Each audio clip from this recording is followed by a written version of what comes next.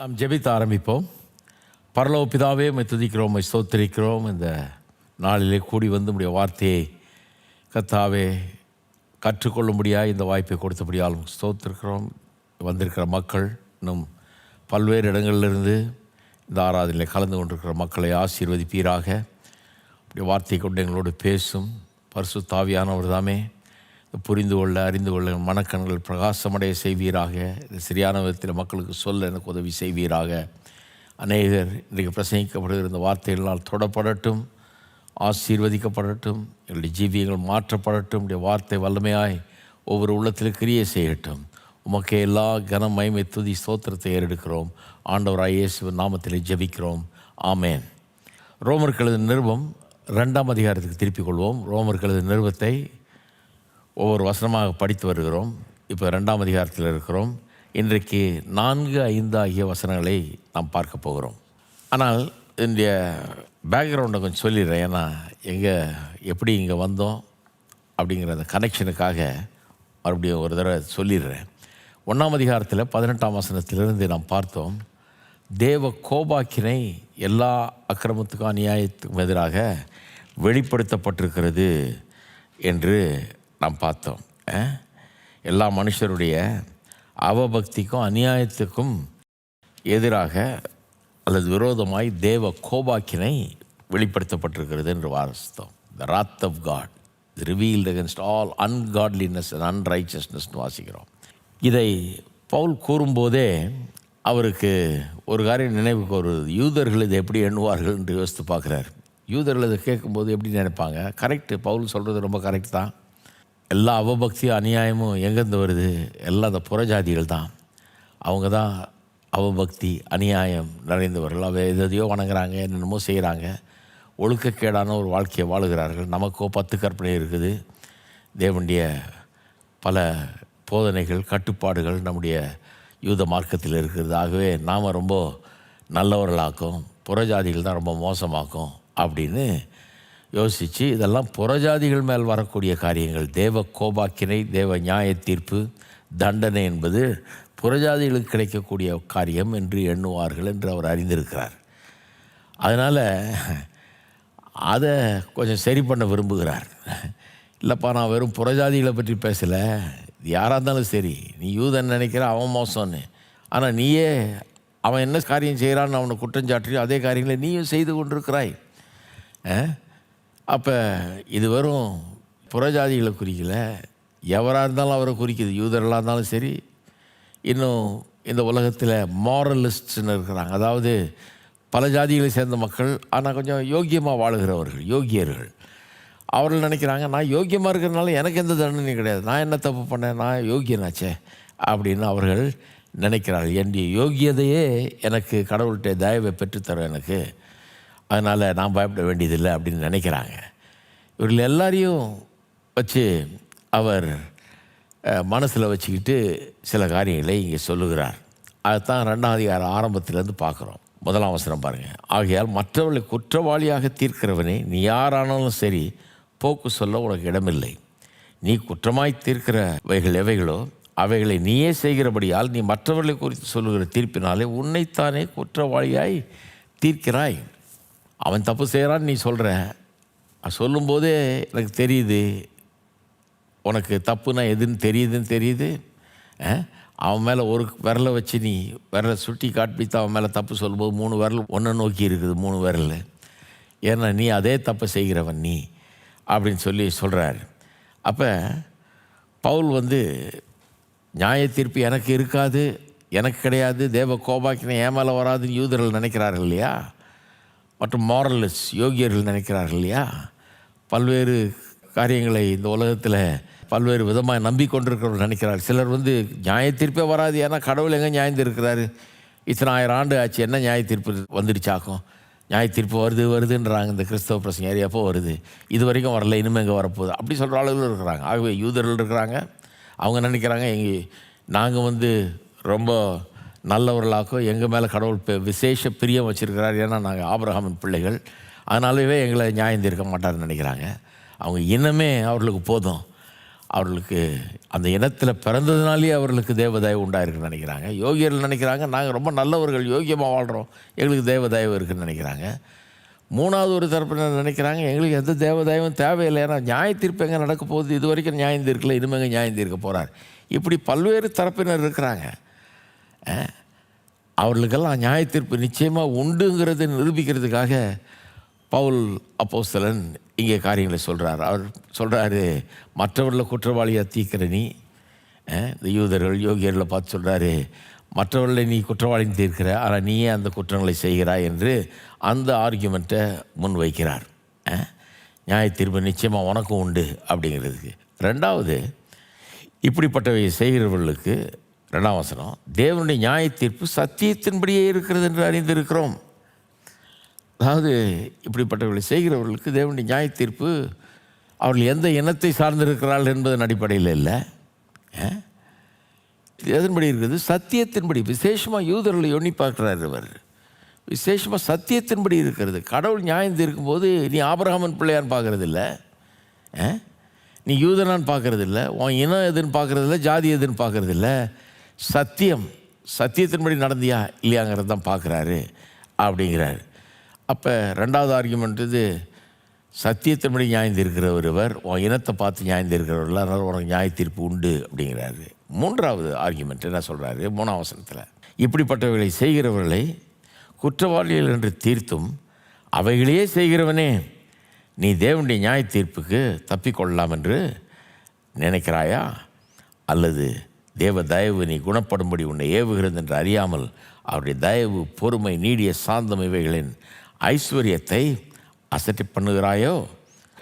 உன் மனக்கடினத்துக்கும் குணப்படாத இருதயத்துக்கும் ஏற்றபடி தேவனுடைய நீதி உள்ள நியாய தீர்ப்பு வெளிப்படும் கோபாக்கின நாளிலே உனக்காக கோபாக்கினையை குவித்து கொள்ளுகிறாயே. அப்போ 3வது ஆர்கியூமெண்ட் என்ன, இவர்கள் அதாவது தேவ தயவை குறித்து முற்றிலும் தவறான அபிப்பிராயத்தை உடையவர்களாக இருக்கிறார்கள். தேவ தயவை, தேவனுடைய பொறுமையை, தேவனுடைய நீடிய சாந்தத்தை சரியான விதத்தில் அவர்கள் புரிந்து கொள்ளவில்லை. எப்படி சரியான விதத்தில் புரிந்து கொள்ளவில்லை? தேவ தயவு நீ குணப்படும்படி உன்னை ஏவுகிறது என்று அறியாமல் அப்படிங்கிறார். தேவ தயவு உன்னை குணப்படும்படி ஏவுகிறது என்பதை நீ அறியாமல் விட்டுட்டேன்றார். அறியாமன்றத வார்த்தையை கவனிக்கணும். இந்த வார்த்தை அவருக்கு சுத்தமாக தெரியாதுன்ற அர்த்தத்தில் சொல்ல, தெரியாமல் இருக்கிறதுனால அறியாமைன்னு சொல்கிறது வேறு, தெரியாதனால அறியாதவர்கள்னு சொல்லலாம். இவர்கள் தெரிஞ்சும் இதை ஒரு பொருட்டாய் எண்ணவில்லை, தெரிஞ்சும் அதை ரொம்ப இழிவாய் நினைக்கிறவர்கள். they look upon it with contempt. அதை ஒரு பொருட்டாக எண்ணாமல் அதை ஒன்றும் இல்லைன்ற மாதிரி யோசிக்கிற அப்படிப்பட்ட ஒரு எண்ணம் இவர்களுக்குள்ளே இருக்குது, யூதர்களுக்குள்ளே அப்படிப்பட்ட ஒரு எண்ணம் இருக்குது. அதனால் சொல்கிறாரு, தேவ தயவு நீ குணப்படும்படி உன்னை ஏவுகிறது என்று அறியாமல் என்றார். அப்போ தேவ தயவை பற்றி முற்றிலும் தவறான எண்ணத்தை உடையவர்களாக இருக்கிறார். இதுதான் அந்த 3வது ஆர்கியூமெண்ட். அதாவது சில காரியங்களை நீங்கள் அறியாமல் இருக்கிறீர்கள் அப்படின்னு. கடந்த 2 வாரமாக நியாய தீர்ப்பு வராது என்று எண்ணுகிறவர்களுக்கு எதிரான தர்க்கங்களை நாம் வைத்தோம்.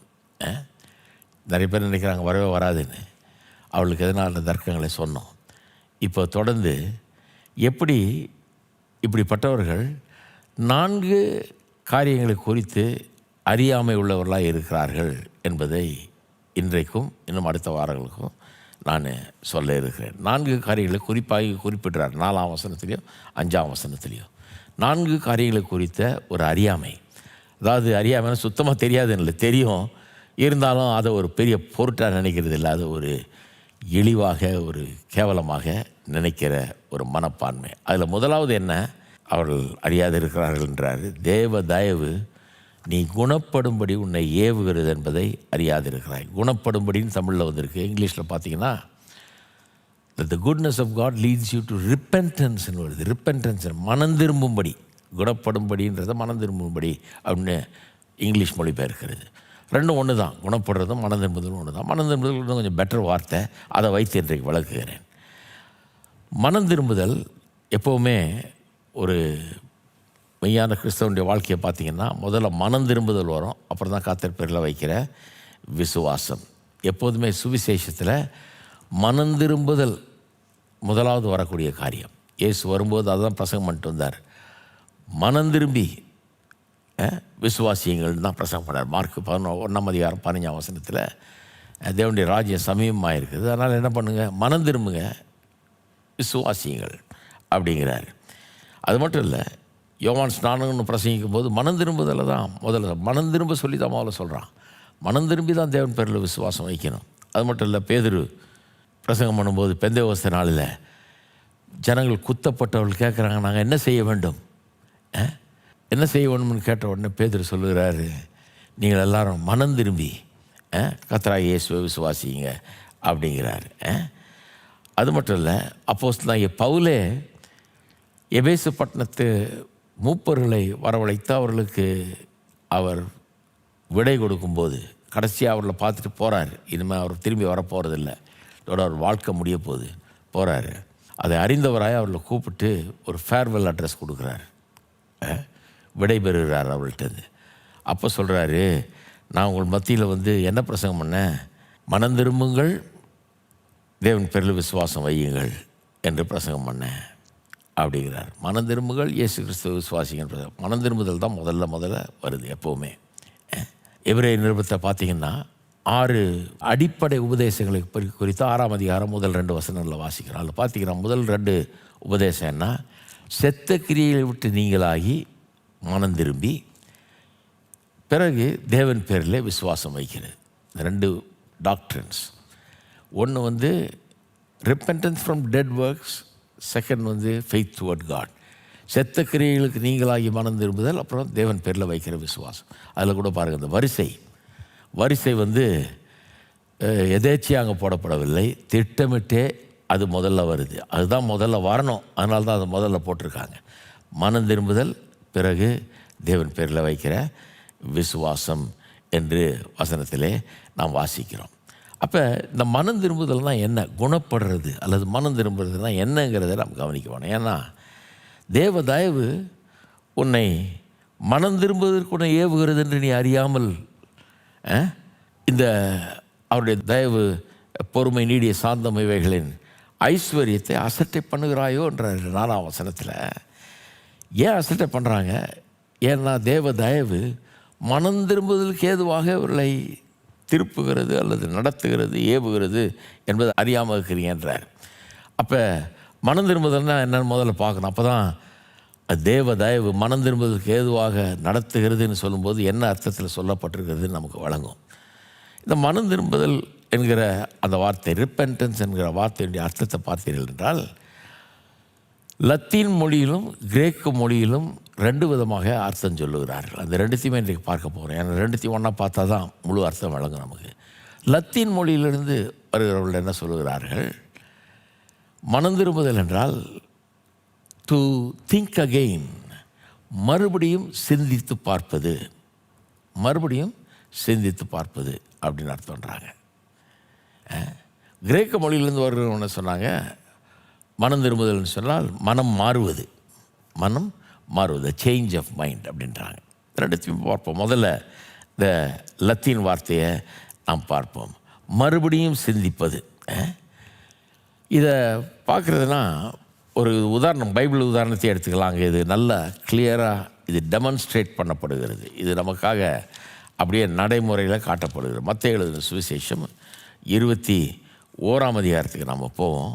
மத்தேயு எழுதின சுவிசேஷம் 21ஆம் அதிகாரம், அங்கே 28ஆம் வசனத்திலிருந்து 32ஆம் வசனம் வரைக்கும் நான் வாசிக்கிறேன். ஆயினும் உங்களுக்கு எப்படி தோன்றுகிறது, ஒரு மனுஷனுக்கு 2 குமாரர்கள் இருந்தார்கள். மூத்தவனிடத்தில் அவன் மகனே, நீ போய் இன்றைக்கு என் திராட்சை தோட்டத்தில் வேலை செய் என்றான். அதற்கு அவன் மாட்டேன் என்றான். ஆகிலும் பின்பு அவன் மனஸ்தாபப்பட்டு போனான். இளையவனிடத்திலும் அவன் அப்படியே சொன்னான். அதற்கு அவன் போகிறேன் ஐயா என்று சொல்லியும் போகவில்லை. இவ்விருவரில் எவன் தகப்பனுடைய சித்தத்தின்படி செய்தவன் என்று கேட்டார். அதற்கு அவர்கள் மூத்தவன் தான் என்றார்கள். அப்பொழுது இயேசு அவர்களை நோக்கி, ஆயக்காரரும் வேசிகளும் உங்களுக்கு முன்னே தேவனுடைய ராஜ்யத்தில் பிரவேசிக்கிறார்கள் என்று மெய்யாகவே உங்களுக்கு சொல்லுகிறேன். ஏனென்றால் யோவான் நீதிமார்க்கமாய் உங்களிடத்தில் வந்திருந்தும் நீங்கள் அவனை விசுவாசிக்கவில்லை. ஆயக்காரரும் வேசிகளுமோ அவனை விசுவாசித்தார்கள். அதை நீங்கள் கண்டும் அவனை விசுவாசிக்கும்படியாக பின்பாகிலும் மனஸ்தாபப்படவில்லை என்றார். இது ரொம்ப கிளாசிக் எக்ஸாம்பிள் ஆஃப் ரிப்பெண்டன்ஸ். இந்த மனம் திரும்புதலை பற்றி ரொம்ப அந்த அர்த்தம் என்னங்கிறத நமக்கு ரொம்ப தெளிவாக விளக்கக்கூடிய ஒரு உதாரணம். இன்னும் பல இடங்கள் இருக்குது, வேதத்தில் கிளியராக சொல்லுது. ஆனால் இது ரொம்ப போதுமானதாக இருக்கும் என்று நான் நம்புகிறேன். இதில் ஒரு மனுஷனுக்கு 2 குமாரர்கள் இருக்கிறார்கள். அந்த மூத்த குமாரத்தில் வந்து தகப்பன் சொல்லுகிறான், நீ போய் என்னுடைய திராட்சை தோட்டத்தில் வேலை செய் என்கிறான். அதற்கு அவன் மாட்டேன் என்கிறான்.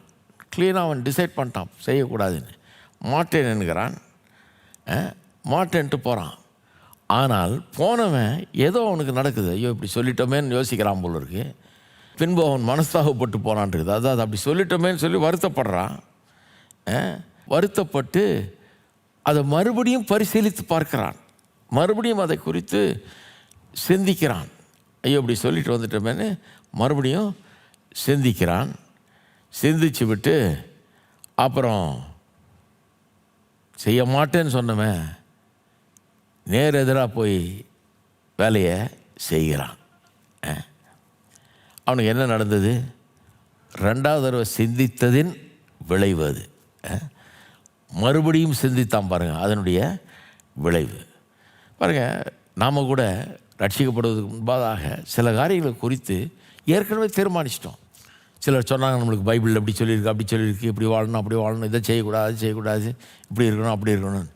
நாம் டிசைட் பண்ணுறோம், இல்லை இந்த பைபிள்லாம் கேட்குறது இல்லை, நம்ம பைபிள்லாம் சரி கிடையாதாக்கும், நாம் அதை கவனிக்க போகிறது இல்லையாக்கும், இது எனக்கு தேவையில்லை, இது என்ன கடவுள் சொன்னார்னு சொல்லி இது 1008 ரூல் சொல்கிறது, நாங்கள் அதை கேட்க போகிறது இல்லை, நாங்கள் மனம் போன போக்கின்படி எங்கள் இஷ்டத்தின்படி நாங்கள் வாழ போகிறோம். இந்த மூத்த மகன் தோட்டத்துக்கு போய் வேலை செய்யணும் மாட்டேன்னு சொன்ன பாருங்க, அது மாதிரி நானும் மாட்டேன் அப்படின்னு சொல்லி தான் நாம் வந்தோம். மாட்டேன்னு தீர்மானம் எடுத்துட்டோம் இல்லையா? நிறைய நம்முடைய வாழ்க்கையில் பார்த்திங்கன்னா ஏற்கனவே சில காரியங்கள் குறித்து தீர்மானம் எடுத்து விட்டோம். ஜென்ம சுவாபம் உள்ள மனுஷன் தேவனுக்கு விரோதமான ஒரு பகையை உள்ள வைத்து கொண்டிருக்கிறான்னு வேதம் சொல்லுது. அவனுடைய எண்ணமே தேவனுக்கு விரோதமாக தான் இருக்குது. அவன் கிறிஸ்தவ செய்தியை விரும்புகிறதில்லை, இயேசுவை விரும்புகிறதில்லை, நேசிக்கிறதில்லை. அவன் உள்ளூர அதற்கு எதிரானவனாய் அவன் இருக்கிறான். அப்படி தான் நாம் எல்லாருமே ஆரம்பித்தோம் இல்லையா? அப்படி ஆரம்பித்து எப்படி திடீர்னு இப்போது கிறிஸ்தவ விசுவாசிகளானோ நம்ம மறுபடியும் அதை குறித்து ஏதோ ஒரு காலகட்டத்தில் சிந்திக்க ஆரம்பித்து விட்டோம். ஏதோ ஒரு மீட்டிங்க்கு போனோம், எங்கேயோ வசனத்தை கேட்டோம், எங்கேயோ பிரசங்கத்தை கேட்டோம், சிந்திக்க ஆரம்பிச்சிட்டோம். ஏன்னா நம்ம உள்ளம் சொல்லுது, ஐயோ நம்ம இப்படி வாழ்ந்துக்கிட்டு வர்றோமே, தப்பு இல்லையா, அது இவர் சொல்கிறது நியாயமாக தானே தெரியுது அப்படின்னு சிந்திக்க ஆரம்பித்துட்டோம். முன்ன தீர்மானிச்சிட்டோம் இப்படி வாழக்கூடாதுன்னு நம்முடைய மதியினத்தில். அப்புறம் கொஞ்சம் புத்தி வந்து ஏதோ ஒரு சில பிரசங்கத்தை கேட்கும்போது, சத்தியத்தை கேட்கும்போது நமக்குள்ள புத்தி வந்து மறுபடியும் சிந்திக்க ஆரம்பிக்கிறோம். சிந்தித்ததின் விளைவாக தான் இன்றைக்கு நம்ம கர்த்தருக்குள்ளே இருக்கிறோம். சிந்திக்க ஆரம்பித்தோம், அங்கே தான் மனம் திரும்புதல் ஆரம்பித்தது. அப்போ மறுபடியும் சிந்திப்பது என்பது மனம் திரும்புதலில் முதலாவது நடக்கிற ஒரு காரியம். இந்த 2வது கிரேக்க வார்த்தையை பார்ப்போம். கிரேக்க வார்த்தையில் மனம் திரும்புதல் என்ற வார்த்தை கிரேக்க மொழியில் என்ன அர்த்தத்தில் வருதுன்றாங்க? சேஞ்ச் ஆஃப் மைண்ட், மனம் மாறுவது என்கிற அர்த்தத்தில் வருவது அப்படின்றாங்க. அப்போ மனம் மாறுவதுங்கிறது மறுபடியும் சிந்திக்கிறத காட்டில் இன்னும் கொஞ்சம் வித்தியாசம். இந்த முதலாவது மகன் மாட்டேன்னு சொல்லி போயிட்டு மறுபடியும் சிந்தித்தான் இல்லையா? மறுபடியும் சிந்தித்தவன் மறுபடியும் அதே முடிவுக்கு வந்து, ஆமாம் நான் சொன்னது கரெக்டு தான், மாட்டேன் அப்படின்னு போயிருக்கலாம். அப்படி போலையே, மறுபடியும் சிந்தித்தது இன்னொரு காரியத்துக்குள்ளே அவனை கொண்டு போய் விட்டுச்சு. என்னென்னா மனம் மாறுதல். முன்ன வந்து மாட்டேன், நான் போக மாட்டேன், செய்ய மாட்டேன்னு தீர்மானித்தான். இப்போ வந்து இல்லை, நான் செய்தது தவறு, நான் என்னை மாற்றிக்கொள்ளுகிறேன், என்னுடைய எண்ணத்தை மாற்றிக்கொள்ளுகிறேன்னு சொல்லி போக மாட்டேன்னு சொல்லுவேன், போக தீர்மானிக்கிறான். அதுதான் சேஞ்ச் ஆஃப் மைண்டு. அதாவது மறுபடியும் சிந்தித்ததின் விளைவாக, அந்த முதல் ஸ்டெப் எடுத்ததன் விளைவாக 2வது ஸ்டெப் ஒன்று எடுக்கிறான். மனம் மாற்றம் அடைகிறான், மனதை மாற்றிக்கொள்ளுகிறான். மறுபடியும் சிந்தித்ததோடு நிறுத்தலை, அல்லது மறுபடியும் சிந்தித்துட்டு பழைய முடிவுக்கு வரல, ஒரு புதிய முடிவுக்கு அவன் வருகிறான். அதனால தான் இந்த கிரேக்க வார்த்தையும் ரொம்ப முக்கியம். லத்தீன் வார்த்தையும் முக்கியம், கிரேக்க வார்த்தையும் முக்கியம். லத்தீன் வார்த்தையில் மறுபடியும் சிந்திப்பது மனம் திரும்புதல்னா, கிரேக்க வார்த்தையில் மனம் மாறுவது, ரெண்டுமே அவசியம். மறுபடியும் சிந்திச்சா போதாது, சிந்திக்கணும். அது இல்லாமல் மனம் மாற முடியாது. மறுபடியும் சிந்திக்கணும். பட் அதன் விளைவு, அடுத்த ஸ்டெப்பு மனம் மாறுவது. இதில் மூணாவதும் ஒரு காரியம் இருக்குது என்று இந்த இயேசுவினுடைய இந்த உவமை நமக்கு சொல்லுகிறது. மூணாவது என்ன காரியம்? மறுபடியும் சிந்தித்து மனம் மாறினவன் இப்பொழுது அவன் அதற்கேற்றவாறு செயல்பட ஆரம்பிக்கிறான். தோட்டத்துக்கு போய் வேலையை செய்கிறான். சொல்லியிருக்கிறான், மனஸ்தாபப்பட்டு போனான். போக மாட்டேன்னு சொன்னான், இப்போ போனான், போய் எங்கள் வேலை செய்கிறான். இது மூணாவது எலிமெண்ட், மனம் திரும்புதலில் இருக்கிற மூணாவது அம்சம். இது ரொம்ப முக்கியம். முதல்ல மறுபடியும் சிந்திக்கணும், பிறகு மனம் மாறணும், பிறகு அந்த மனமாற்றத்துக்கேற்ற ஒரு நடவடிக்கை, நடக்கை. அங்கே அவன் போகிறான், மாட்டேன்னு சொன்னவன் இப்போ போய் அவன் அந்த தோட்டத்தில் வேலை செய்கிறான். அப்போ மனம் திரும்புதல் என்கிறது வெறும் மறுபடியும் சிந்திக்கிறது இல்லை, அதையும் தாண்டி மனம் மாறுறது. ஆனால் அதோடு நிறுத்துறது இல்லை. மனம் மட்டும் மாறல, செயலே மாறுது. ஏன்னா ஒருவனுடைய எண்ணங்கள் எப்படியோ அப்படி தான் அவன் இருக்கிறான். ஒருவனுடைய இருதயத்தின் எண்ணங்கள் எப்படியோ அப்படியே அவன் இருக்கிறான்னு சொல்லுது. Action follows from thought. மனதிலிருந்து தான் ஆக்ஷன் உண்டாகுது. எதை நம்ம தீர்மானிக்கிறோமோ அதை தான் செய்கிறோம். அவன் தீர்மானிக்கிறான், நான் செய்தது தப்பு, நான் நினச்சது தப்பு, போக மாட்டேன்னு சொன்னது தப்பு, ஆகவே என் தப்பை நான் திருத்திக்கிறேன்னு சிந்தித்து மனம் மாறின உடனே அந்த நடக்கை அங்கே மாறுகிறது. நடக்கை மாறாமல் மனம் திரும்புதல் முழுமை பெறுவதில்லை. நல்லா கவனிக்கிறீங்கன்னு நினைக்கிறேன். முதல்ல மறுபடியும் சிந்திக்கிறாங்க, அப்புறம் மனதை மாற்றிக்கிறாங்க. ஆனால் அதோடு முடிகிறதில்ல மனம் திரும்புதல். நடக்கையே மாறுது. எப்படி மனதை மாற்றிக்கிட்டாங்களோ அதுக்கேற்ற மாதிரி நடந்து கொள்ளவும் செய்கிறார்கள். சரி, அப்போ இதில் எந்த விதமான காரியங்களை குறித்து நம்முடைய மனதை மாற்றிக்கொள்ளுகிறோம், எந்த விதத்தில் நம்ம மாறுறோம், அதை கொஞ்சம் பார்க்கணும். அப்போ மனம் திரும்புதல்னால் அடிப்படையில் மனதை மாற்றிக்கொள்வது, மாற்றிக்கொண்டு அதன்படி நடந்து கொள்வது இல்லையா? முதல்ல மறுபடியும் சிந்தித்து பார்த்து மனதை மாற்றிக்கொண்டு அதன்படி நடப்பது. ஏதோ ஒரு கூட்டத்துக்கு போகிறோம், சத்தியத்தை கேட்குறோம், இல்லை யாரோ நமக்கு சத்தியத்தை சொல்கிறாங்க, ஆண்டவரை பற்றி சொல்கிறாங்க, அது நம்ம மறுபடியும் சிந்திக்க வைக்கிறது. அப்படி தான் மனம் திரும்புதல் ஏற்பட்டுச்சு இல்லையா? நீங்கள் யோசித்து பாருங்கள். மறுபடியும் உங்களை சிந்திக்க வச்சது, உங்களுடைய ஸ்டான்ஸை, நீங்கள் எடுத்த முடிவை மறுபரிசீலனை செய்ய வைத்தது. அவள் சொன்ன சத்தியம், தனிப்பட்ட விதத்திலையோ அல்லது கூட்டத்திலேயோ பிரசங்கிக்கப்பட்ட காரியம் மறுபரிசீலனை செய்ய வைத்தது. மறுபரிசீலனை செய்த உடனே மனம் மாறினது. அடுத்தபடியாக அதன் பிறகு இயேசுவை பின்பற்ற ஆரம்பிச்சிட்டிங்க. எந்த இயேசுவை வேணான்னு வெறுத்தீங்களோ, எந்த பைபிளை படிக்க மாட்டேன், அதன்படி செய்ய மாட்டேன்னு தீர்மானிச்சிங்களோ, அதன்படியே இன்றைக்கு வாழ ஆரம்பிக்கிறீர்கள். பவுல் அப்போஸ்தலன் பாருங்கள், அப்படி தான் மாறினார். இயேசுவை வெறுத்தார், இயேசுவை விசுவாசத்தை உள்ள கொன்னுக்கிட்டு திரிஞ்சார். அந்த மாதிரி ஆள் துன்புறுத்திக்கிட்டு இருந்தார். ஆனால் ஒரு காலகட்டத்தில் மனம் மாறி அந்த இயேசுவை பின்பற்றுறார், அவரே ஆண்டவர் என்று பிரசங்கம் பண்ணுறார். அதுதான் உண்மையான மனம் திரும்புதல். சரி, இந்த மனம் திரும்பும்போது எதை பற்றி, எந்த காரியங்களை குறித்து நம்முடைய மனதின் எண்ணங்களை நாம் மாற்றிக்கொள்ளுகிறோம் என்பதை அறிந்து கொள்வது அவசியம். என்ன விதமான ஒரு மனம் மாற்றம் நமக்குள்ளே ஏற்படுகிறது? ஒன்று, நமக்குள்ளே இருக்கிற கடவுளை குறித்த எண்ணங்களிலே பெரிய மாற்றம் ஏற்படுகிறது. கடவுளை குறித்த எண்ணத்தில் பெரிய மாற்றம் ஏற்படுகிறது. கடவுளை குறித்த எண்ணம்னா பாருங்கள், எல்லாருக்குமே கடவுளை குறித்து நிறைய தவறான எண்ணங்களை நாம் உடையவர்களாக இருக்கிறோம். இந்த யூதர்கள் ரோமர் 2ஆம் அதிகாரத்தில் அப்படி தான் இருந்தாங்க இல்லையா? தவறான எண்ணங்களை உடையவர்களாக இருந்தாங்க. இந்த ஓமையில் பார்த்தபடி இந்த மூத்த சகோதரன் தவறான எண்ணங்களை உடையவனாக தான் இருந்தான். கடைசியில் அதை மாற்றி கொண்டான் இல்லையா? மாற்றிக்கிட்டு போகிறான்.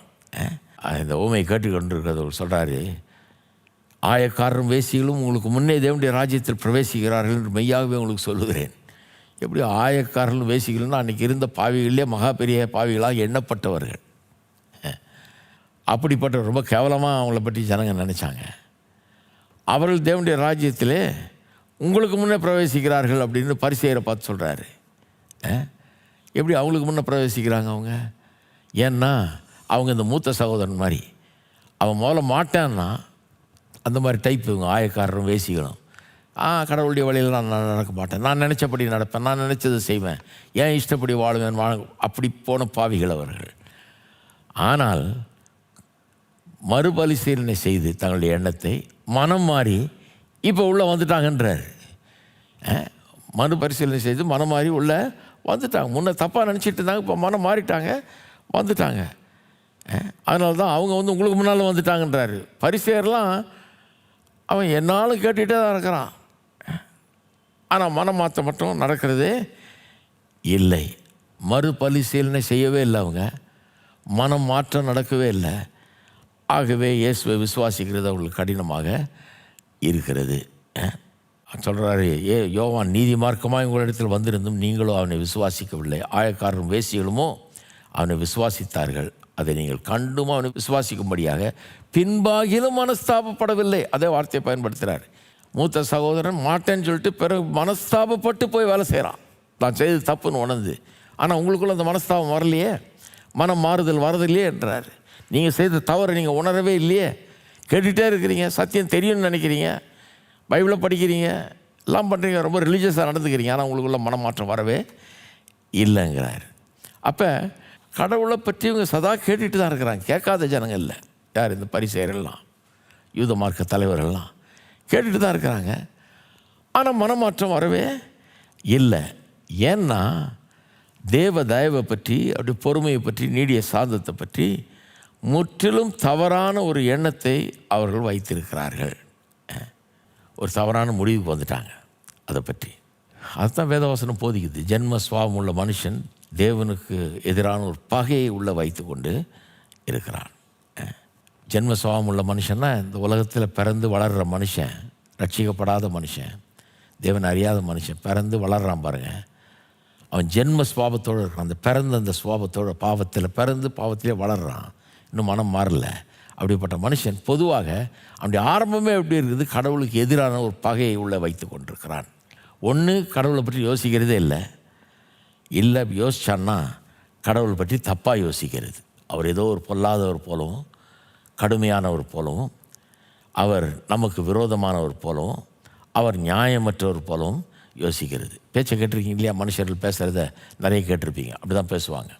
இந்த ஜென்ம சுவாபம் அவர்களுக்குள்ளே இருக்கிறத பார்க்கலாம். நம்ம தேவனுக்கு விரோதமான பகை வாயின் வார்த்தையில் வெளியே வர்றதை பார்க்கலாம். எப்படி தெரியுமா பேசுவாங்க, கடவுள் கடவுள்னு பேசுகிறேன், கடவுள் இருந்தாருன்னா இதெல்லாம் நடக்குமா, கடவுள் இருந்தாருன்னா ஏன் சுனாமியை அனுமதிச்சார், கடவுள் இருந்தாருன்னா ஏன் இவ்வளோ தீமைகளை அனுபவிக்கிறார், கடவுள் இருந்தாருன்னா ஏன் இவ்வளோ ஊனமுற்ற பிள்ளைகள் இப்படி பிறக்கிறார்கள், அப்படியே இருக்கிறார்கள், அவர்களுக்கு எந்த வழியும் இல்லாமல் போயிடுது, ஏன் இவ்வளோ ஜனங்க கஷ்டப்படுறாங்க, வியாதியிலையும் நோயிலையும் பல்வேறு இன்னல்கள்லையும் கஷ்டப்பட்டுருக்காங்க, கடவுள் எங்கே இருக்கிறாரு அப்படின்னு பேசுகிறது நீங்கள் கேட்டிருப்பீங்க. இன்னும் சொல்லுவாங்க, ஏன் யுத்தங்களை கடவுள் அனுமதிக்கிறார், ஏன் இப்படிப்பட்ட யுத்தம், உலக மகா யுத்தம் 2 நடந்தது, எத்தனை லட்சக்கணக்கான மக்கள் மடித்தார்கள், எவ்வளோ அநியாயமாக கொல்லப்பட்டார்கள், இதெல்லாம் கடவுள் வேடிக்கை பார்த்துட்டு இருக்கிறாரா? அதாவது அவங்க எதை கேள்வி கேட்குறாங்க, கடவுள் இருக்கிறாரா இல்லையான்றதை சந்தேகிக்கிறது மட்டும் இல்லை, அவர் இருந்தார்னா அவர்கிட்ட எங்கே அன்பு இருக்குது, இரக்கம் இருக்குது, அவர்கிட்ட எங்கே நியாயம் இருக்குது, நீதி இருக்குது, அவர்கிட்ட எங்கே மன உருக்கம் இருக்குது, அவர்கிட்ட ஒன்றுமே கிடையாது.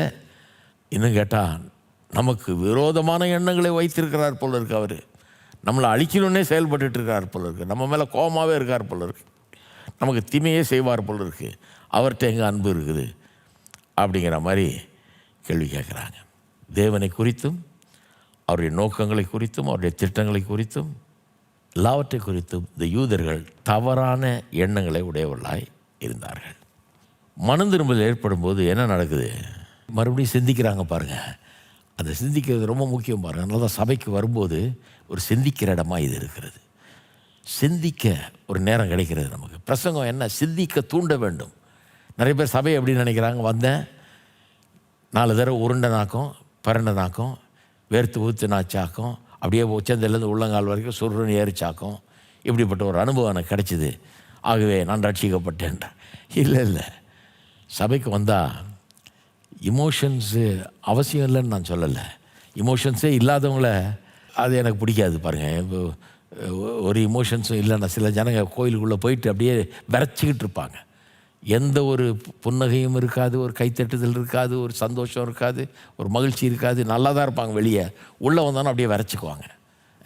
ஒன்றுமே ஓடாது அவங்களுக்கு. ஏன்னா சர்ச்சுன்னு ஒன்று அவங்களுக்கு இப்படி தான் நடந்துக்கணும்னு அவங்க நினைக்கிறாங்க. நான் அதை சொல்லலை. இன்னொரு எக்ஸ்ட்ரீமில் என்னென்னா, ஜனங்க சபைக்குள்ளே வந்தவுடனே வேறு விதமாக பிஹேவ் பண்ணுவாங்க. உருள்றது பிறல்றது இதில் தான் இருப்பாங்க.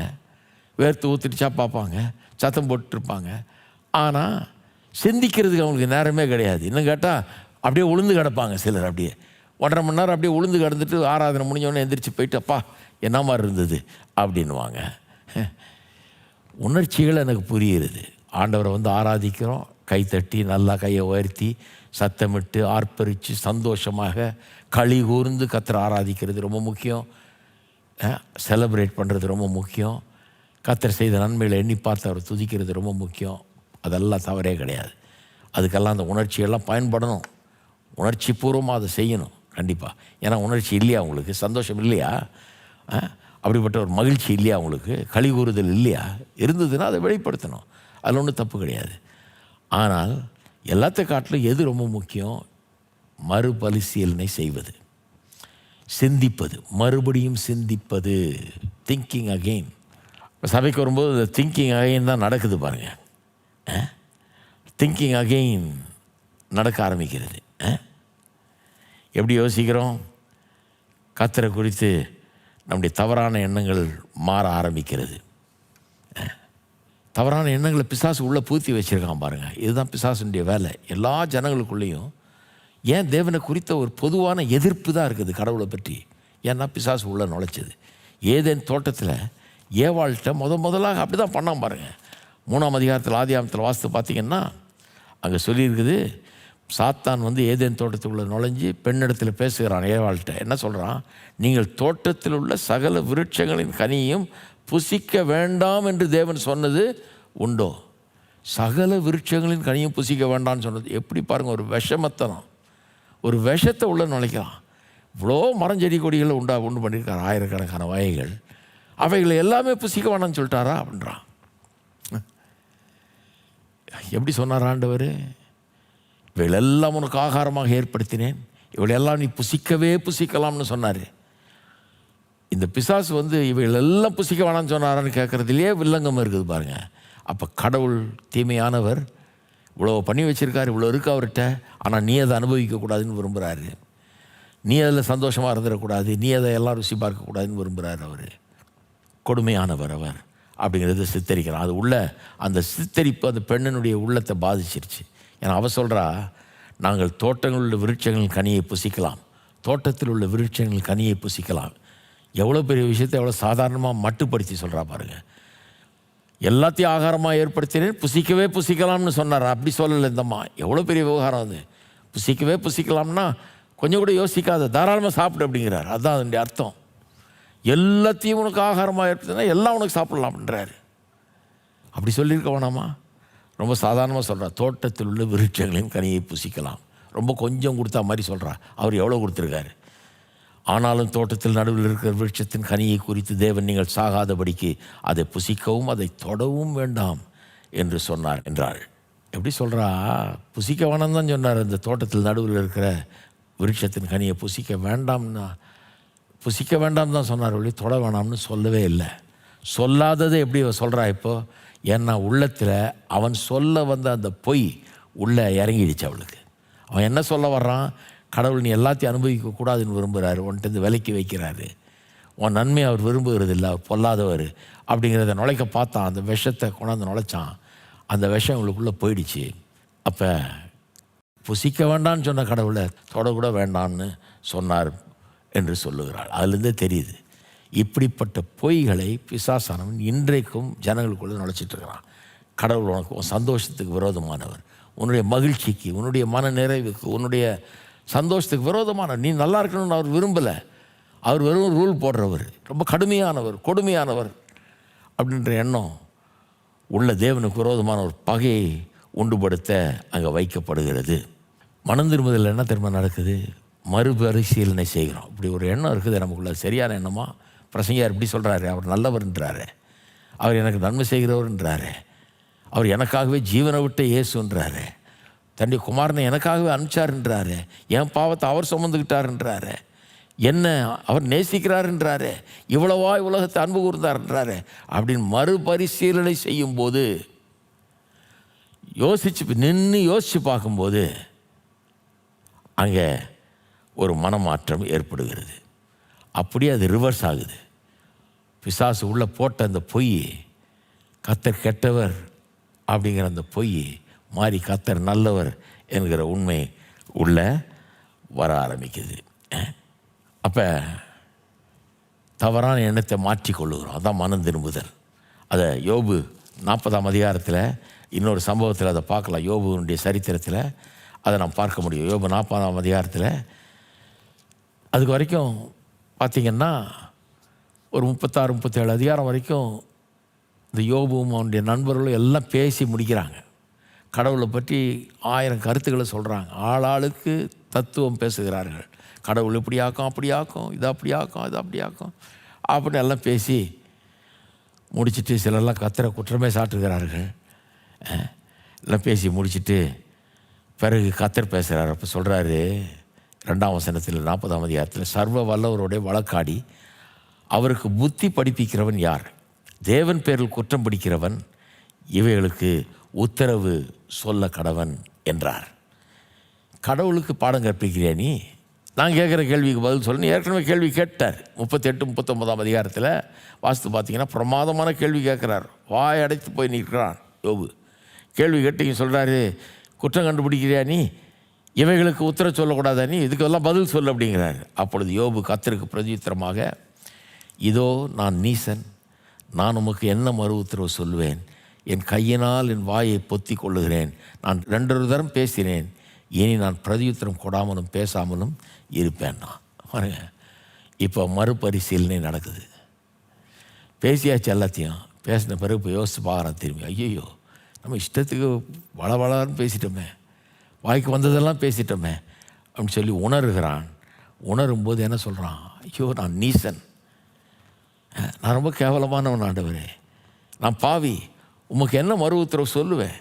என் கையினால் வாயை பொத்தி கொள்ளுகிறேன். 2 தரம் பேசிட்டேன், இனி நான் பிரதியுத்தரம் கொடுக்கவும் மாட்டேன், பேசவும் மாட்டேன், பதில் சொல்லவும் மாட்டேன், பேசவும் மாட்டேன். வாயை பொத்திக்கிட்டான். இதுதான் மனம் திரும்புதல். யூதர்களும் பாருங்கள், தேவனை குறித்து இப்படி தான் பல்வேறு காலகட்டத்தில் இஷ்டத்துக்கு பேசுகிறார்கள். தேவனை குறித்து கண்டபடி பேசினார்கள், இஷ்டத்துக்கு பேசினார்கள். தேவனை விசுவாசியாமல் போனார்கள். இஸ்ரவேல் மக்களுடைய சரித்திரத்தை எடுத்து பாருங்கள். தேவனுக்கு விரோதமாக எவ்வளோ பேசி தேவனை கோபப்படுத்தினார்கள். அப்படியெல்லாம் பேசினார்கள் பாருங்கள். அப்படியெல்லாம் தான் நம்ம எல்லாருமே பண்ணுறோம். கடவுளை பற்றி இஷ்டத்துக்கு பேசணும், நமக்கு தெரிஞ்சதெல்லாம் பேசணும், நம்ம பெரிய தத்துவ ஞானி மாதிரி எல்லாம் தெரிஞ்ச மாதிரி பேசணும். கடைசியில் என்ன பண்ணோம்? மறுபரிசீலனை செஞ்ச உடனே நமக்கே வழங்குது, நமக்கே உணர்த்தப்படுகிறோம். நம்ம உணர்த்தப்பட்டு மனம் மாறுகிறோம். மறுபரிசீலனை செய்கிறோம், மனம் மாறுகிறோம். பிறகு அந்த மனம் மாறின திசையில் நடக்க ஆரம்பிக்கிறோம். இதில் ஒரு காரியம் நல்லா வழங்கிக்கணும். எடுத்த உடனே நடக்கையில் ஆரம்பிக்கல மனம் திரும்புதல். எடுத்த உடனே எங்கே ஆரம்பிக்குது? நினைவில் என்ன எண்ணுகிறோம் என்கிறதில் தான் ஆரம்பிக்கிறது. இது ஏன் ரொம்ப முக்கியம்னா, நிறைய பேர் இந்த நடக்கையை வலியுறுத்திடுறாங்க. மனம் திருப்பி இருக்கானா, உடனே என்ன பார்க்குறாங்க? முடி அவ்வளோ நீளம் இருக்குது, சட்டை எப்படி இருக்குது, வெளிப்புறமாக இவன் எப்படி இருக்கிறான்றதை பார்த்து தான் இவன் மனம் திரும்பினானா என்னன்னு பார்க்குறாங்க. அவன் பார்த்தா மனம் திரும்பின மாதிரி தெரியலையே அப்படிங்கிறாங்க. மனம் திரும்புதல்ங்கிறது உள்ள எண்ணத்தில் நடக்கிற ஒன்று. அது நம்ம அதனால் என்ன பண்ணுறோம்? சில வெளிப்படையான காரியங்களை நம்ம முதல்ல வைக்கும்போது என்ன பண்ணுறோம்? ஒரு ஆளை பிடிச்சி ஆண்டவர் குறித்த சுவிசேஷத்தை சொல்லும்போது முதல்ல அவனை வெளியே மாற்ற ஆரம்பிச்சிடுறோம். தலையை எப்படி சீவு, அப்படி சீவாத, முடியை எப்படி வெட்டு, அப்படி வெட்டாத, சட்டையை எப்படி போட, அப்படி போடாத, இந்த மாதிரி சட்டை போட, அந்த மாதிரி சட்டை, இப்படி ஆரம்பிச்சிடுறோம் பாருங்கள். ஏன்னா மனம் திரும்புதல் நமக்கே புரியல. மனம் திரும்புதல் என்ன? அவன் சிந்திக்கிறான், கடவுளை குறித்த எண்ணங்கள் மாறுகிறது, மாறினதன் விளைவாக நடவடிக்கை மாறுகிறது. நடக்கை பிறகுதான் கடைசியில் தான் மாறுகிறது. நடக்க ரிசல்ட்டு. அந்த ரிசல்ட்டுக்கு காரணமாக இருப்பது எண்ணங்கள். எண்ணத்தில் ஒரு பெரிய மாற்றம், ஒரு பெரிய வித்தியாசமான ஒரு முடிவை எடுக்கிறான். பிறகு அவன் நடக்கையில் மாற்றம் ஏற்படுகிறது. சரி, அப்போ தேவனை குறித்த பல்வேறு தவறான எண்ணங்களை நம்ம உள்ளே வச்சிட்டு இருந்தோம். மனம் திரும்புறப்ப நமக்கு என்ன ஆச்சு? மறுபரிசீலனை செய்தோம். நம்முடைய எண்ணங்கள் சரியானது அல்லங்கிறது யாரை சுட்டி காட்டுறாங்க? ஆவியானவர் நமக்கு உணர்த்துறாரு. நம்ம கொஞ்சம் சிந்தித்து பார்க்குறோம். ஐயோ, நம்ம எப்படி நினச்சோமே, அப்படி இல்லையே. இவர் சொல்கிறது நியாயம் தானே. நம்ம நினச்ச கடவுள் தான் யுத்தத்தெல்லாம் அனுப்பிச்சிருக்கிறாரு, கடவுள் தான் இந்த மாதிரிலாம் பண்ணுறாரு, கடவுள் தான் இந்த சாபங்களெல்லாம் இந்த உலகத்துக்குள்ளே உண்டாகிறது கடவுள் தான் காரணமாக்கும், தீமைகளுக்கெல்லாம் கடவுள் தான் காரணமாக்கும் நம்ம நினச்சிட்டு இருந்தோம். இவர் பார்த்தா எப்படி சொல்கிறாரு அப்படின்னு மறுபரிசீலனை செய்கிறோம். கடவுள் நல்லவர் என்கிற ஒரு வேறு எண்ணம் நமக்குள்ளே வந்து அது நம்ம ஆக்கிரமிக்க ஆரம்பிக்கிறது. அதன் விளைவாக நாம் மாறுகிறோம், வித்தியாசமாக நடந்து கொள்கிறோம். சரி, கடவுளை குறித்த எண்ணங்களில் மாற்றம். ரெண்டாவது, நம்மை குறித்த எண்ணங்களே மாறுகிறது. எப்படி? கடவுளை குறித்த எண்ணங்கள் நமக்கு சரியில்லைன்னா, கடவுளை நாம் அறிந்து கொள்ளணும்னா நாமே அறிந்து கொள்வது கஷ்டம். ஏன் சொல்கிறேன்னா, நாம் கடவுளுடைய சாயலின்படி ரூபத்தின்படி உண்டாக்கப்பட்டிருக்கிறோம். கடவுள் சாயல்படி ரூபத்தின்படி உண்டாக்கப்பட்ட நாம் கடவுளை தெரியாமல் எப்படி நம்மளை தெரிஞ்சுக்கிறது? அவர் சாயல்படி அவர் ரூபத்தின்படி உண்டாக்கப்பட்டிருக்கிறோம்னா அவர் சாயல் என்ன, அவர் ரூபம் என்னன்னு நமக்கு தெரியுமா? அவரை நம்ம அறிஞ்சிருக்கிறோமா? அவரை நமக்கு தெரியாதுன்னா நம்மளை நமக்கு தெரிஞ்சு கொள்ள முடியாது என்பதுதான் உண்மை. இன்றைக்கி மக்கள் தவறாக நடந்து கொள்வது, பாவம் செய்கிறது, கேடான ஒரு வாழ்க்கை வாழ்கிறது, கேவலமான ஒரு வாழ்க்கையில் இருப்பது, இதுக்கெல்லாம் காரணம் என்ன? கடவுள் எப்படிப்பட்டவர்னு தெரியல, அதனால் தாங்க எப்படி நடந்துக்கணும்னு தெரியல. அவங்க என்ன சொல்கிறாங்க? ஏயா, நான் எனக்குள்ள 1000 ஆசைகள் இருக்குது, இந்த ஆசைகள் நான் நிறைவேற்றுறதில்ல, என்ன தப்பு?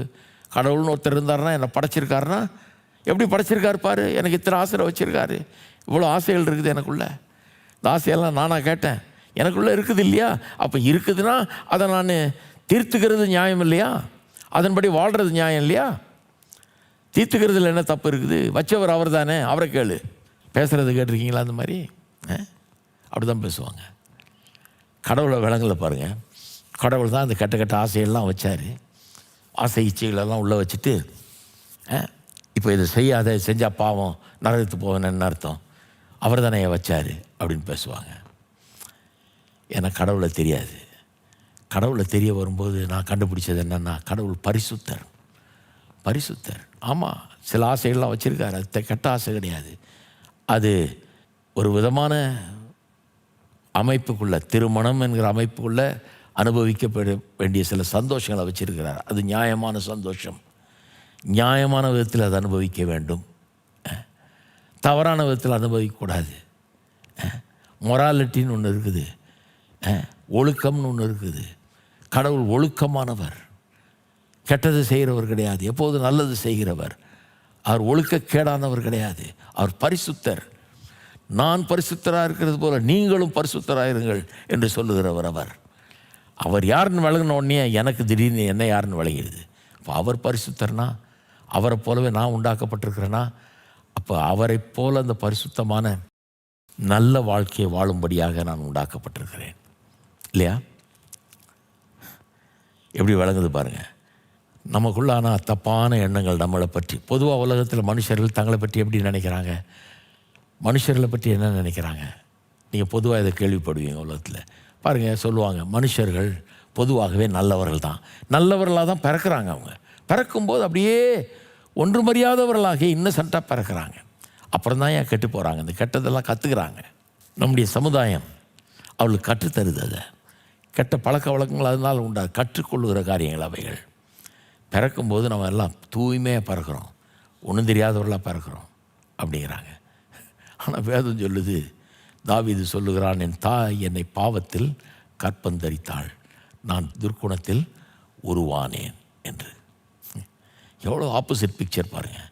அவன் சொல்கிறான், ஒரு பெண்ணை ஆசைப்பட்டு அவள் இன்னொருத்தனுடைய மனைவி, அவனை திட்டமிட்டு கொண்டுட்டு, சதி பண்ணி கொண்டுட்டு, அவளை தன்னுடைய மனைவி ஆக்கிட்டு, குழந்தையெல்லாம் பெற்றுக்கிட்டு, எல்லாம் அக்கிரமம் பண்ணி, அந்த ராஜாவாக இருக்கிறவன் தன்னுடைய அதிகாரத்தை துஷ்பிரயோகம் பண்ணி ஒரு கொலையும் ஒரு விபச்சாரத்தையும் பண்ணியிருக்கான். பண்ண பிறகு தீர்க்கதரிசி வந்து அவனை உணர்த்தி பேசும்போது கர்த்தர்கிட்ட போய் மன்னிப்பு கேட்குறான். அப்போ சொல்கிறான், நான் ஏன் அப்படி செஞ்சேன்றது எனக்கு விளங்குது ஆண்டவரே. பாவம் எனக்குள்ளேயே வந்துருச்சு, பிறப்பிலேயே வந்துருச்சு. என் தாய் என்னை பாவத்தில் கற்பம் தரித்தாள், துர்க்குணத்திலே நான் உருவானேன். இது வந்து நடுவில் வந்ததில்லை, நான் கற்றுக்கிட்டதில்லை. பிறக்கும் போதே ஆதாமின் பாவம் சந்ததி சந்ததியாய் அப்படியே எல்லாருக்குள்ளே வந்துக்கிட்டு இருக்குது. பாவ குணத்தோடு நான் பிறந்து விட்டேன். இந்த பாவ குணம் என்னை மேற்கொண்டு இப்படி பண்ண வச்சிருச்சு. என்னை மன்னியும் ஆண்டவரே, நான் பண்ணது தப்பு, என்னை தள்ளிடாதே, என்னை சேர்த்துக்கொள்ளும், என்னை கழுவும், சுத்தமாக்கும் அப்படின்னு கேட்குறான். அதுதான் கரெக்டு. ஆனால் உலகம் என்ன சொல்லுது? நம்ம இன்னசென்ட்டாக பிறக்கிறோம், ஒன்றுமே தெரியாது நமக்கு, ஒன்றுமே தெரியாத குழந்த மாதிரி தெரியுது பார்த்தா. ஆனால் வளர்ந்த பிறகு பாருங்கள், அதே குழந்த எப்படி ஆகும்? ஹிட்லர் மாதிரி ஆகும், சில நேரத்தில் ஒரு பெரிய கொலைகாரன மாதிரி ஆகும், ஒரு பெரிய தீமை செய்கிறவனு போல் ஆகும். எப்படி இந்த குழந்தைய அப்படி ஆச்சுன்னு சொல்ல முடியாது. ஏன்னா பிறக்கும் போதே உள்ள அந்த தீமைகள்லாம் உள்ளே இருக்குது. வாய்ப்புகள் கிடைக்கும்போது அது அப்படியே வளர ஆரம்பிக்குது, பெருக ஆரம்பிக்குது, அது அப்படியே அவனை நிரப்ப ஆரம்பிக்கிறது. அப்போ எவ்வளோ பெரிய தவறான எண்ணம் பாருங்கள். அப்படிப்பட்ட தவறான எண்ணம் மறுபரிசீலனை செய்யும்போது, நம்மை பற்றி யோசித்து பார்க்கும்போது நம்மை நாமே விளங்கிக் கொள்ளும். பவுல் அப்போஸ்தலன் சொல்கிறாரு, எனக்கு இப்போ தான் விளங்குதுன்றார். இதுக்கு முன்னால் கடவுளுடைய கற்பனை நல்ல கற்பனைன்னு தெரியும், அதன்படி செய்யணும்னு விரும்பினேன். ஆனால் எதை விரும்புகிறேனோ அதை செய்ய முடியல என்னால். எது கெட்டதுன்னு எனக்கு தெரியும், எது பாவம்னு எனக்கு தெரியும், அதை செய்யக்கூடாதுன்னு நினைக்கிறேன். எதை செய்யக்கூடாதுன்னு நினைக்கிறேனோ அதை செஞ்சு முடிச்சிடுறேன். எதை செய்யணும்னு நினைக்கிறேனோ அதை செய்ய முடியாமல் போயிடுது. ஏன் அப்படி விகற்பமாய் நடந்து கொள்கிறேன்றது இப்போ தான் எனக்கு புரியுது. எனக்குள்ளே பாவம் குடி கொண்டிருக்கிறது. நிர்பந்தமான மனுஷன் நான், என்னை இதிலிருந்து விடுவிப்பவர் யார்? அதான் யோபு சொல்கிறான், நான் நீசன், நான் பாவி, நான் வாயை பொத்தி கொள்ளுகிறேன்றான். எத்தனை முறை தேவதாசர்கள் மனுஷர்கள் அப்படி சொல்லியிருக்காங்க. தேவனுடைய பிரசன்னத்தில் வந்து தேவன் எவ்வளோ நல்லவர், பரிசுத்தர் என்பதை அறிந்து கொள்ளும்போது அப்போ தான் விளங்குது தாங்கள் எவ்வளோ பெரிய பாவின்னு. மனம் திரும்பின மனுஷனுக்குள்ளே இது உண்டாயிருக்குது. ஏதோ ஒரு விதத்தில் அந்த மனுஷன் தேவனை குறித்து அறிந்து கொண்டான். அறிந்து கொண்டதன் விளைவாக தான் அவன் இப்போ சொல்கிறான், நான் பாவி, ஐயோ நான் பாவிங்க, இவ்வளோ நாள் நான் நல்லவன் நினச்சேன், இவ்வளவு நாள் எனக்குள்ள எந்த பிரச்சனையும் இல்லைன்னு நினச்சேன், இப்போ எனக்கு விளங்குது, ஐயோ நான் பாவி, நான் என்னை நியாயப்படுத்திகிட்டு இருந்தேன், இப்போ தான் எனக்கு விளங்குது நான் பாவி அப்படிங்கிறத அவன் சொல்ல ஆரம்பிக்கிறான். ஒரு பெரிய மாற்றம் ஏற்படுகிறது. தன்னை குறித்த எண்ணங்களிலே ஒரு பெரிய மாற்றம் ஏற்படுகிறது. என்ன மாதிரி மாற்றம்? இப்போ வந்து தேவன் நியாயமற்றவர்ன்ற பேச்சு வரமாட்டேங்குது. கொஞ்சம் மறுபரிசீலனை செஞ்சு பார்த்து யோசிக்க ஆரம்பித்து, நம்ம செய்கிறது நியாயமாக, நினைக்கிறது யோக்கியமான நினைப்பா, சரியான எண்ணங்கள் தானா, இது மறுபரிசீலனை செய்யும்போது நமக்குள்ளே என்ன நடக்குது? தேவனுடைய வசனத்தை பார்க்கும்போது, பிரசங்கத்தை கேட்கும்போது ஒரு ஆச்சரிய உணர்வு ஏற்படுகிறது. என்ன ஆச்சரிய உணர்வு?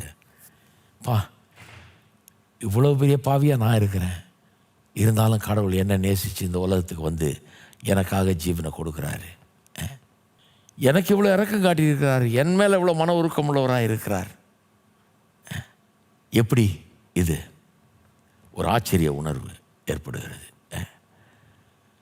அப்படி ஆச்சரிய உணர்வு ஏற்படும்போது நாம் பாவின்னு உணர்கிறோம், நம்மை நாமே வெறுக்கிறோம். ஐயோ நான் பாவி, நான் நீசன் என்கிற உணர்வு வருது.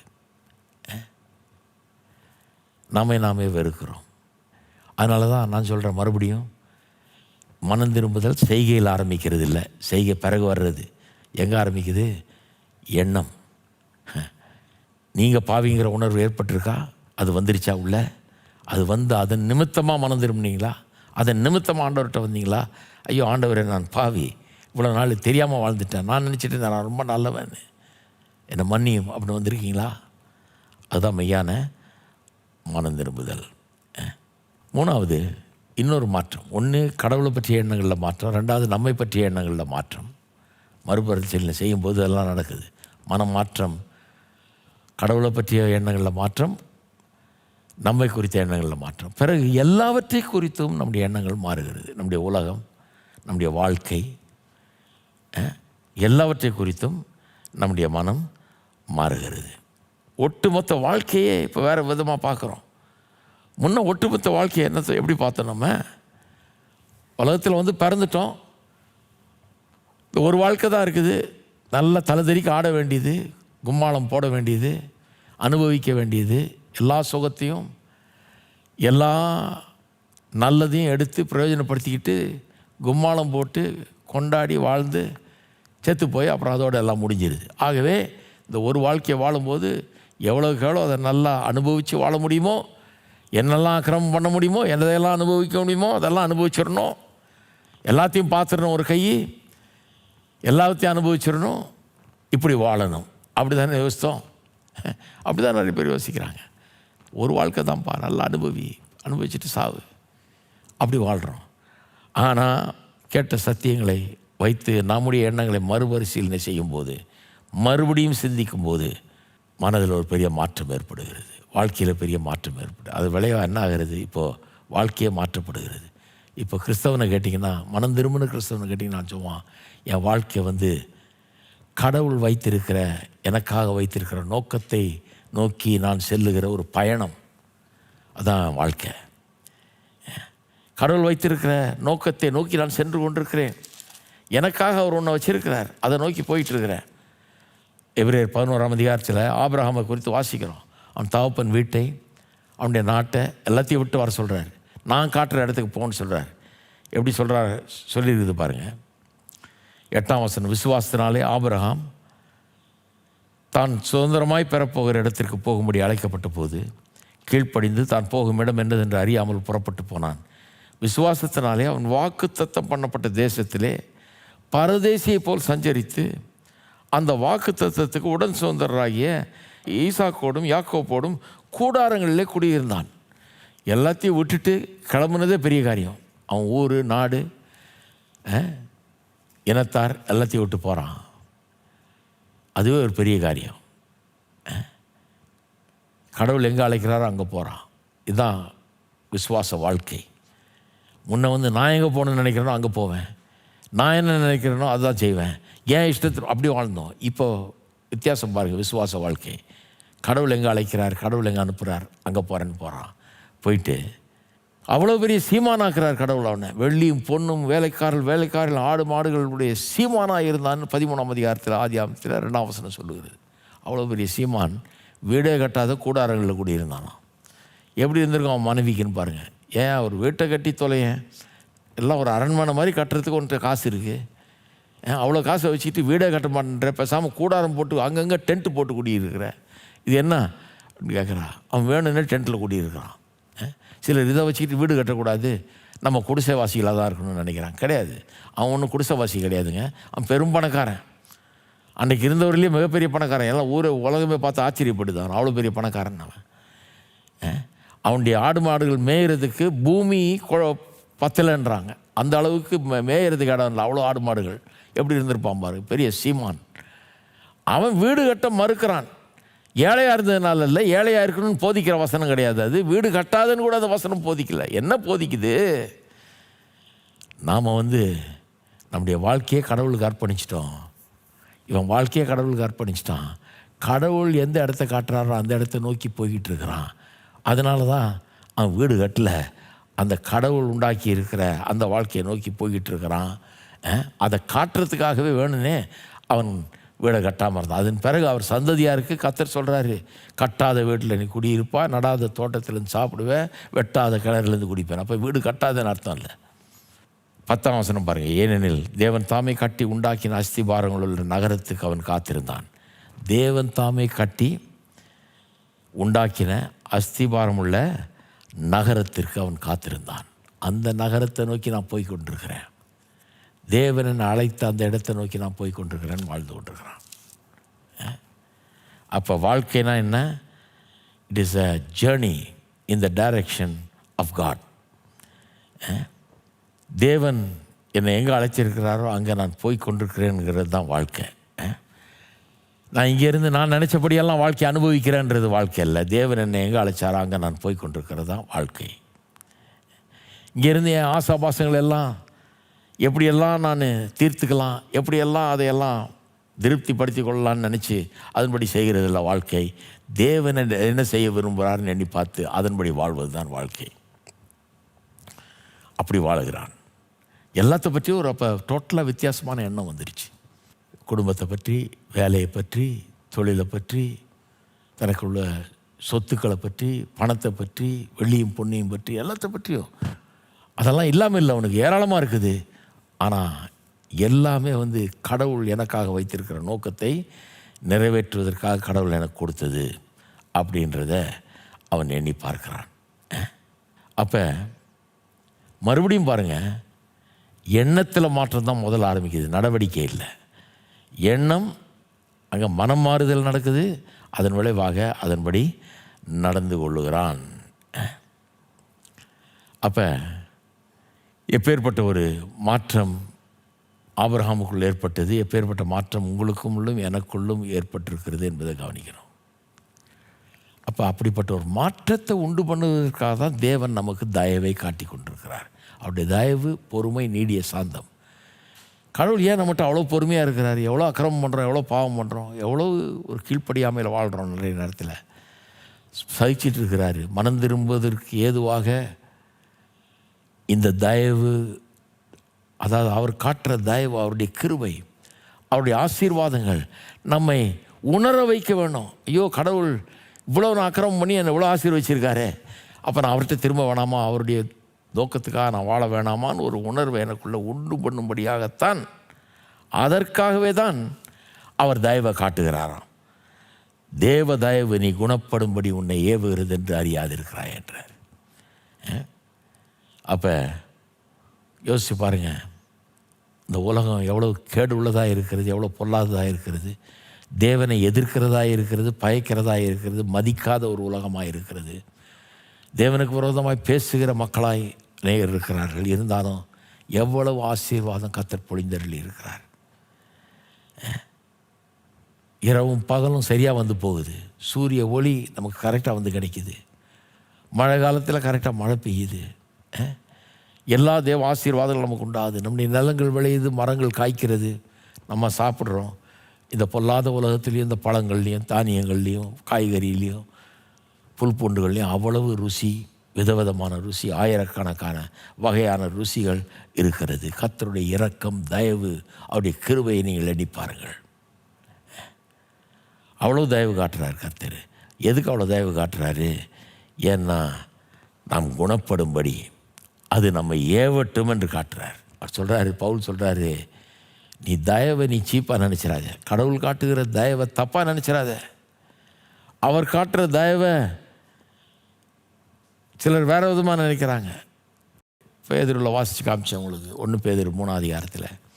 சிலர் பரியாசக்காரர் இருக்கிறாங்க. அவங்க என்ன சொல்கிறாங்க, ஆமாயா இயேசு வந்துட்டு போய் இதோ சீக்கிரம் வரனார், எங்கே வந்தார், நியாயம் தீர்ப்பேனார், எங்கே நியாயம் தீர்த்தார், அது பாட்டுக்கு நடந்துக்கிட்டே இருக்குது, அக்கிரமம் பண்ணுறோம் பண்ணிக்கிட்டே இருக்கான், நல்லா தான் இருக்கிறான், அவனுக்கு ஒன்றும் தீங்கு நடக்கலையே, அதை ஒன்றும் அவர் நியாயம் தீர்த்தரலையே, 2000 வருஷமாக நியாயம் தீர்க்காதவர் இன்னும் நியாயம் தீர்ப்பாருன்றியா? எங்கே நடக்க போகுது? நடக்கவே நடக்காதுன்றான். நியாய தீர்ப்பின் மேலே அவர்களுக்கு நம்பிக்கை இல்லை. இன்னும் சிலர் நினைக்கிறாங்க, நான் பெரிய யோகியனாக்கும், அதனால் எனக்கு நியாய தீர்ப்பு கிடையாதுன்னு நினைக்கிறாங்க. ஆனால் கடவுளுக்கு அவங்க வாழ்க்கையில் இடமே கிடையாது. தங்களை யோகியர்னு சொல்லிக்கிறாங்க, ஆனால் கடவுளுக்கு வாழ்க்கையில் இடமே கிடையாது. கர்த்தரை மதிக்கிறது கிடையாது, வணங்குறது கிடையாது, அவருக்கு பயப்படுகிற பயம் கிடையாது. யூதர்கள் என்ன நினைக்கிறாங்க, நாங்கள் யூதர்களாக இருக்கிறதுனாலே பொழைச்சிட்டோம், எங்களுக்கு ஒன்றும் நடக்காதுன்னு நினைக்கிறாங்க. பவுல் சொல்கிறாரு, கடவுளுடைய தயவு தான், அவருடைய கிருபை தான் நீ நல்லா சாப்பிட்டுக்கிட்டு, நல்லா மூச்சு விட்டுக்கிட்டு, நல்லா இருந்துக்கிட்டு இருக்கிற, எல்லா வசதியும் பெற்றிருக்கிற, எல்லாத்தையும் நல்லா அனுபவிச்சுட்டு இருக்கிற. யோசித்து பார்த்துக்க, அது கடவுளுடைய தயவு, அவருடைய கிருபை. நீ சாப்பிட்றது, இருக்கிறது, மூச்சு விடுறது, உயிரோடு இருக்கிறது கடவுளுடைய கிருபை. நம்மலாம் கடவுளாக இருந்தோம்னா என்றைக்கோ ஆதாம் காலத்திலே அவனையே தீர்த்து கட்டிட்டு அதோடு முடிச்சு போட்டுருவோம் கதையை. இவ்வளோ பெரிய துரோகத்தை பண்ணின்னு சொல்லி இல்லையா? நல்ல காலம் நம்ம கடவுள் இல்லை. கடவுள் நீடிய சாந்தம் உள்ளவராக இருக்கிறார், மிகவும் பொறுமை உள்ளவராக இருக்கிறார், அவர் அதிகமான தயவுடையவராக இருக்கிறார். எவ்வளோ தயவு காட்டுறாரு பாருங்க. ஏன்? எப்படியாவது நம்ம குணப்பட்டு திரும்பி வருவோமான்னு. வீட்டில் ஒரு பிள்ளை கெட்டு போச்சுன்னா தகப்பன் அந்த பிள்ளை கெட்டு போனதுனால அவனுக்கு சோத்தை நிறுத்திடுறது கிடையாது, உடை கொடுக்காமல் நிறுத்திடுறது கிடையாது, வீட்டில் படுக்க விடாமல் வெளியே அனுப்பிச்சிடுறது கிடையாது. கெட்டு போன பிள்ளைங்கிறதுனால அவனை தூக்கி வெளியே எஞ்சது கிடையாது, அவனுக்கு உதவி செய்ய மாட்டேன்னு சொல்கிறது கிடையாது. இன்னும் கேட்டால் நல்ல தகப்பன்மார் முன்ன செஞ்சதை காட்டில் இன்னும் அதிகமாக செய்கிறாங்க. போய் லீவ் போட்டுட்டு வந்து இவன் கூட இருந்து இவனை சரிப்படுத்துறதுக்கு என்னெல்லாம் பண்ணணும், எங்கெல்லாம் கூப்பிட்டு போகணும், யாரை பார்க்கணும், என்ன செய்யணும், இவன் நல்லா படிக்கிறதுக்கு எத்தனை டியூஷன் வைக்கணுமோ வச்சு, இவனை திருத்துறதுக்கு யார்கிட்ட கொண்டு போய் என்னெல்லாம் பண்ணுமோ பண்ணி, எப்படியாவது இவனை திருத்தணும்னு தான் பார்க்குறாங்க. அவனுக்கு வேண்டியதெல்லாம் செஞ்சு அவனுக்கு இன்னும் அதிகமாக அன்பு காட்டி அவனை எப்படியாவது நல்வழி கொண்டு வரணும்னு பார்க்குறாங்க. உலக பிரகாரமான தகப்பன் மாதிரி அப்படி இருக்கும்போது நம்முடைய பரலோக தகப்பன் அதை காட்டிலும் கோடி மடங்கு நல்லவராக இருக்கிறார். தேவ தயவு குணப்படும்படி நம்ம ஏவும்படியாய் கொடுக்கப்பட்டிருக்கிறது. அதை தவறாக புரிந்து கொள்ளக்கூடாது, அதை சரியாக பார்க்க வேணும். கடவுளுடைய தயவுனால தான் இன்றைக்கி நல்லா இருக்கிறோம். அப்போ ஏன் இந்த தயவு? என்னைக்காவது ஒரு நாள் நாம் உணர வேண்டும். என்ன உணர வேணும்? நாம் தவறான வழியில் போயிட்டுருக்குறோம், சரியான வழிக்கு திரும்ப வேணும். அப்படிங்கிறத உணர்ந்து திரும்பும்படியாக தேவ தயவு கொடுக்கப்பட்டிருக்கிறது. இன்றைக்கு அநேகருக்கு அப்படி திரும்பக்கூடிய ஒரு நாளாக இருக்கும் என்று நான் நம்புகிறேன். நாம் ஜெபிப்போம். பரலோக பிதாவை துதிக்கிறோம், ஸ்தோத்தரிக்கிறோம். இந்த சத்தியத்தை கேட்ட மக்களை ஆசீர்வதிப்பீராக. இன்றைக்கு அநேகர் மண்டையில் திரும்புகிற நாளாக இருக்கட்டும். தேவ தயவை அசட்டை பண்ணினவர்கள் தேவனுடைய பொறுமையை, நீடிய சாந்தத்தை அசட்டை பண்ணி அதை இழிவாய் எண்ணி மனம் திரும்பாமல் தொடர்ந்து தாங்கள் விரும்பினபடி வாழ்ந்தவர்கள் இன்றைக்கு மனம் திரும்புகிற ஒரு நேரமாக இது இருக்கட்டும். கர்த்தாவே, உள்ளத்தோடு பேசுவீராக, உணர்த்துவீராக. மனம் திரும்ப தேவ தயவு அவர்களுக்கு உதவட்டும். எப்பேற்பட்ட தயவை அன்பை நீர் காட்டியிருக்கிறீர் என்பதை அவர்கள் எண்ணி பார்க்கட்டும், மண்டையில் திரும்பட்டும்.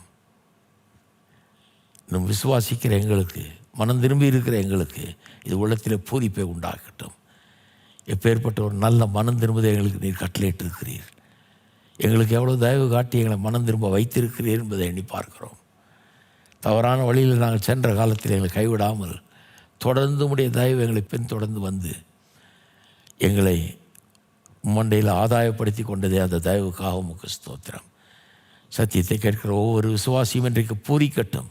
தேவ தயவு, தேவ கிருபை குறித்து உள்ளத்தில் ஒரு பூரிப்பு உண்டாகட்டும். ஜனங்களை ஆசீர்வதிப்பீராக. இயேசுவின் நாமத்தில் ஜெபிக்கிறோம். ஆமென்.